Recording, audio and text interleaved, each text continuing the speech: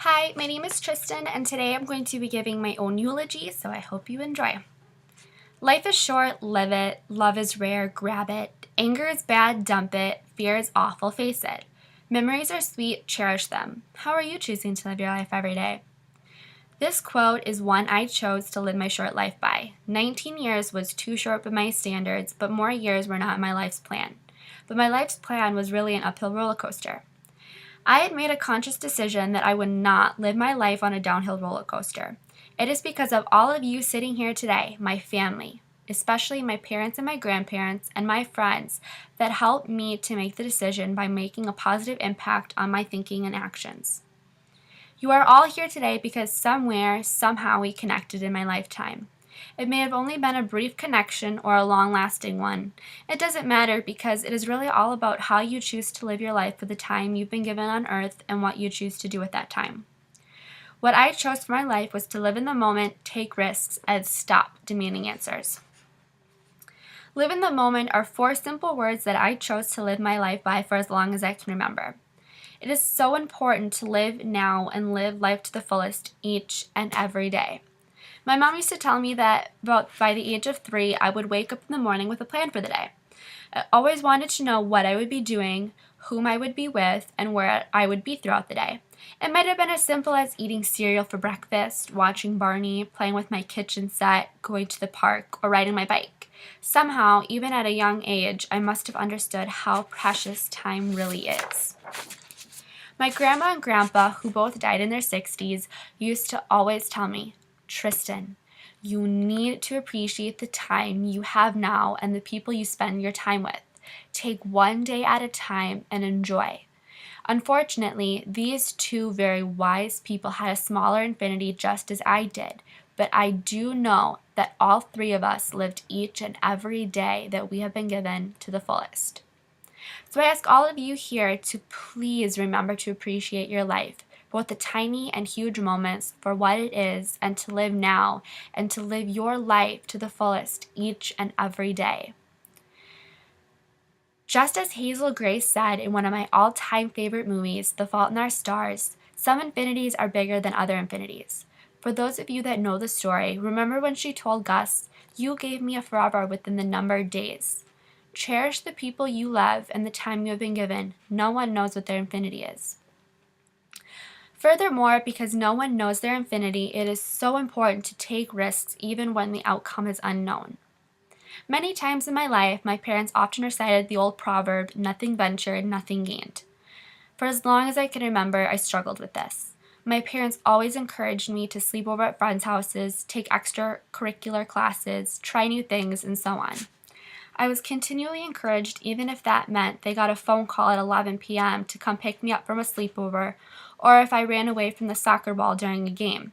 I still had to stick out the soccer season, even if that meant I ran away from the ball every single time I got to play, because as the old saying goes, nothing ventured, nothing gained. More recently, my mom and dad insisted that I take the risk and go away to college. I was told I had to experience college life and, more importantly, to stand on my own 2 feet. This was hard for me because I was a homebody. Even though I wasn't sure, I knew that it was important to do this because I knew that some risks are worth the sacrifice. It was hard for me to take risks because I used to dwell on the what-ifs. My mom refused to answer these what-if questions because her belief was that the risk should be taken because the possible outcome may be something greater than we had imagined. I look back on my life and I so wish I would have created a bucket list. Oh, what the possibilities could have been. Unfortunately, could have been are the key words. I have no more time to take risks, but you do. Create your bucket list. Go ahead and take risks because nothing ventured, nothing gained. Do it for me. I'll be watching. Lastly, in order to take risks, you have to stop demanding answers for everything. I learned throughout my life to accept that I didn't always have to have the answers to what happened in my life and that it was okay. I can't explain why my infinity was shorter than all of yours, but I'm okay with it. Don't worry, my grandparents and my dog Toby are here with me, so please stop asking, why Tristan? She was far too young. She had a full life to live yet. Asking the questions is a waste of time. You just need to accept it and keep moving forward. You may never have the answers, so don't get stuck waiting for one. I want all of my loved ones on earth to embrace the unanswered questions and uncertainties in their life and be okay with it. It was a hard lesson in life that I had to learn, but I knew that if I didn't stop, it would have chipped away at my life. And when you don't know your infinity, why get stuck in your life demanding an answer to a question that may never have an answer? Life is too short to wait on answers. Ultimately, I want you all to remember to think about how you use your time and what you will do with it that you have been given on earth.